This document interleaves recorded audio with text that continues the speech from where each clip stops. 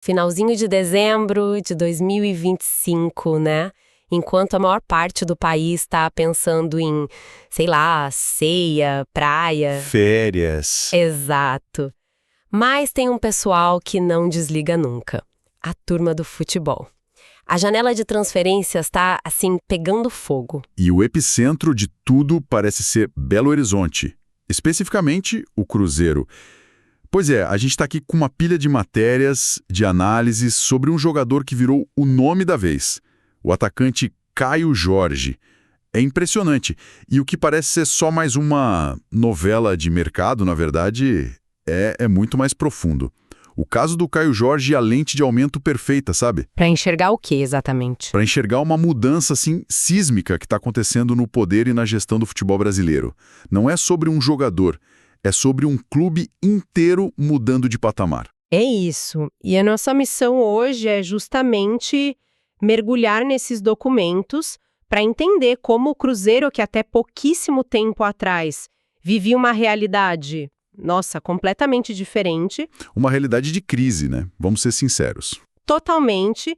E agora tem a força de bater no peito e dizer não para propostas que, francamente, seriam irrecusáveis para 99% dos clubes do Brasil. É uma demonstração de força que pegou todo mundo de surpresa, né? Com certeza. E essa força tem nome e sobrenome. Sociedade Anônima do Futebol. A SAF mudou o jogo. O que a gente vai ver aqui é que o Cruzeiro não está só tentando segurar seu principal jogador. É mais do que isso, muito mais. O clube está enviando uma mensagem para o mercado inteiro. A antiga ordem, sabe, onde alguns poucos clubes podiam simplesmente chegar e levar quem quisessem, essa ordem pode estar com os dias contados. Ok, vamos desvendar isso então. Para entender essa confiança toda do Cruzeiro, a gente precisa voltar um pouquinho no tempo. Sim, eu me lembro bem que quando o Caio Jorge foi contratado, a reação geral foi de desconfiança. Parecia mais uma daquelas contratações de nome, sabe? De um jogador que não deu certo na Europa e vinha buscar um último suspiro aqui. Pouca gente viu o potencial. Exatamente. A palavra que mais se ouvia era aposta. E era mesmo. Uma aposta calculada, mas, assim, de alto risco. E por que de risco? O Cruzeiro colocou 7,2 milhões de euros na mesa. Isso para um atacante que vinha de uma temporada apagadíssima na Itália. Quantos gols ele tinha feito? Apenas 3 gols pelo Frosinone, que ainda por cima foi rebaixado. Tinha muito mais gente duvidando do que aplaudindo a contratação. Pois é. E aí veio 2025 e... bom, uma explosão. O cara virou uma máquina de fazer gols. Uma máquina. Artilheiro do Campeonato Brasileiro com 21 gols, 26 na temporada toda.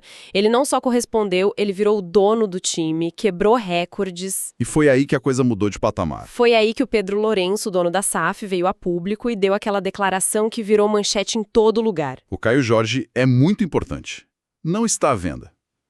Preto no branco. Simples assim. Mas essa transformação toda, ela tem uma explicação tática, né? Não foi do nada. O que é fascinante aqui é que não foi mágica, foi tática. O Leonardo Jardim, técnico do Cruzeiro, entendeu perfeitamente o que deu errado na Itália. Que era o que exatamente? A posição. A função. Lá ele era quase um segundo atacante, obrigado a marcar lateral, a buscar o jogo no meio-campo. Ele não era o homem-gol. De jeito nenhum. E o Jardim limpou a área para ele. Falou, sua única função é ficar perto do gol e finalizar. Ele basicamente libertou o centroavante que estava preso dentro de um jogador multifuncional. Ele destravou o jogador. E esse desempenho absurdo em campo, claro, teve uma consequência que mudou completamente o tabuleiro do jogo. Com certeza, a convocação para a seleção brasileira pelo Carlo Ancelotti. Isso foi o carimbo final. Deixou de ser só uma boa história de superação. Exato.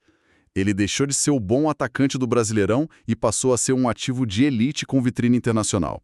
A partir desse momento, o assédio do mercado não era mais uma possibilidade, era uma certeza. E ele veio com força total. E que assédio! Vamos entrar nas propostas porque os números são de cair o queixo. A primeira, e talvez a mais emblemática de todas, veio do Flamengo. 30 milhões de euros. Isso dá quase 200 milhões de reais. É um caminhão de dinheiro. Um valor que, historicamente, desmontaria qualquer time no Brasil. O Flamengo se acostumou nos últimos anos a ser o topo da cadeia alimentar, né? Totalmente. Quando eles queriam um jogador... Eles geralmente conseguiam. Era o poderio financeiro falando mais alto. Só que a resposta do Cruzeiro foi que realmente chocou o mercado.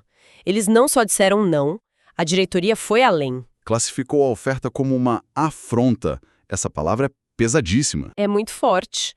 Chamar 200 milhões de reais de afronta é algo que a gente nunca viu no nosso futebol. É uma declaração de guerra. E precisamos de contexto aqui. Vamos lembrar como era o Cruzeiro pré-SAF. Um clube que precisava vender o almoço para pagar a janta, literalmente. Verdade. Se essa mesma proposta chegasse há 5 anos, não seria uma afronta, seria a salvação da pátria. Com certeza. Ao usar essa palavra, a diretoria do Cruzeiro está dizendo: nós não somos mais aquele clube. Nós não somos um balcão de negócios para fortalecer um rival direto. O recado foi claro, claríssimo, e nas entrelinhas foi ainda mais forte. Era como se dissessem: nem por 60 milhões de euros, o dobro, a gente conversa com o clube brasileiro. A prioridade é a Libertadores de 2026. Vender o artilheiro para o principal concorrente seria um tiro no pé. Total. E a proposta do Vasco? Aquela eu achei quase surreal. A engenharia financeira ali era de uma complexidade que mostrava o tamanho do desejo, né? Aquilo foi quase um delírio. A proposta era ceder o zagueiro João Vitor, que é um bom jogador, não se nega. O problema era a contrapartida. E o que eles queriam em troca? Que o Cruzeiro assumisse uma dívida de 6,5 milhões de euros que o Vasco tem com o Benfica. Espera aí. É isso mesmo. O Cruzeiro perderia seu melhor jogador, seu artilheiro, e ainda por cima herdaria uma dívida milionária. É inacreditável. Você perde o seu maior ativo e ganha um passivo. O diretor do Cruzeiro foi curto e grosso na resposta. Chance zero. Nem perderam tempo analisando, o que mostra a solidez da gestão. E com as portas fechadas no Brasil? A Europa veio com tudo. E aí que a vontade do próprio jogador entra na equação e deixa tudo mais interessante. Primeiro a Rússia, né? Em termos puramente financeiros, seria um negócio espetacular. Um lucro absurdo em um ano. Mais de 400%. Mas aí entra o fator jogador. O próprio Caio Jorge barrou o negócio. E qual foi a justificativa? Puramente estratégica, de carreira. O futebol russo hoje é uma ilha. Está fora das competições da UEFA por causa das sanções. Ele sairia do radar. Completamente. Sairia do radar do Ancelotti e da comissão técnica da seleção. Ele colocou o sonho da Copa do Mundo na frente do dinheiro, o que é cada vez mais raro. Sem dúvida. Mas aí tem um risco, né? Ele está apostando tudo na Copa de 2026.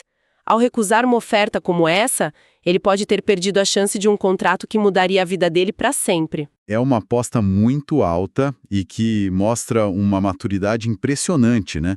Ele está pensando no longo prazo da carreira e logo depois veio o canto da sereia da Premier League, com o West Ham, que, em tese, seria o cenário ideal, a liga mais forte do mundo. Em tese. A oferta foi de 25 milhões de euros e o Cruzeiro já achou baixo.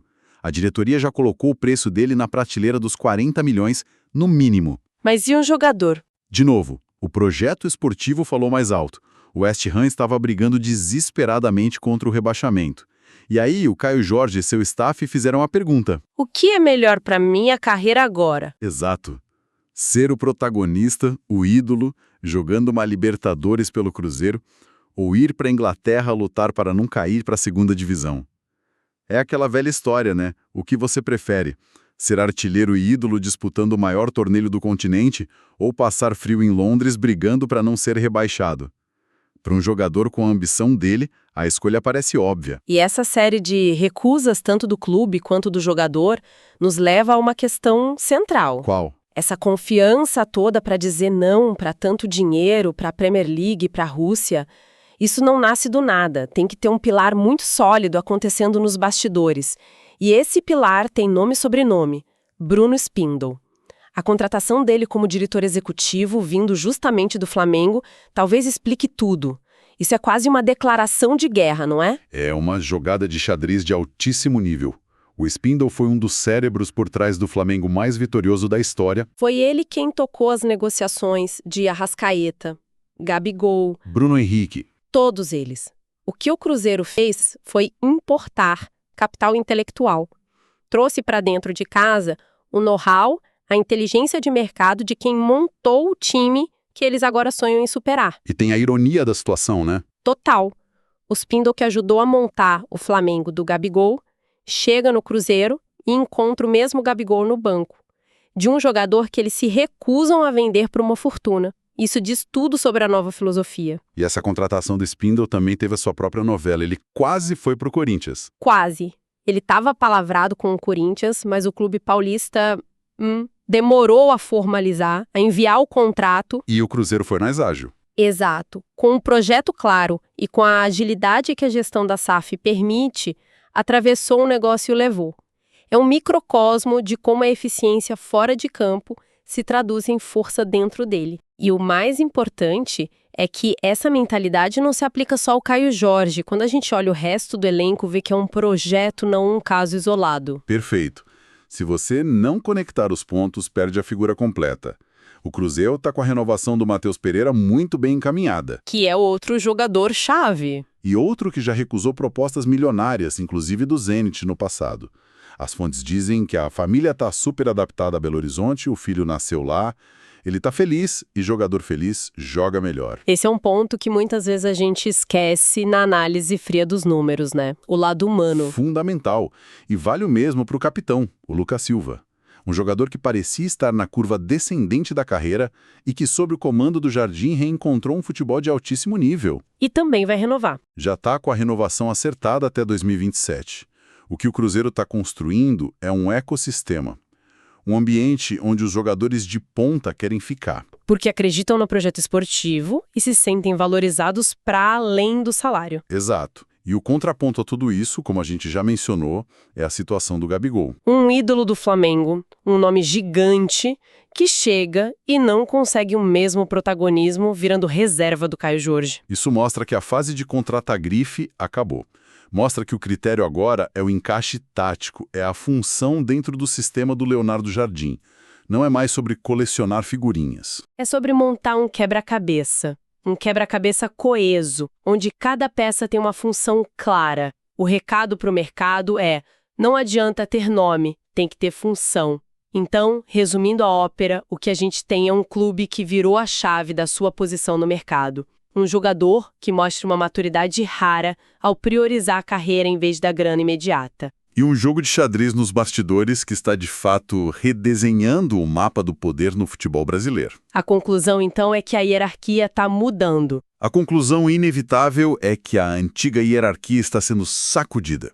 O modelo da SAF, quando bem executado, permite que os clubes não apenas comprem talento, mas, e isso é muito mais difícil e importante, exatamente, mesmo sob forte assédio, a grande aposta do Pedro Lourenço é que o retorno esportivo, como uma campanha histórica na Libertadores, vai gerar muito mais valor e receita a longo prazo do que os 30 milhões de euros da venda do seu principal craque agora.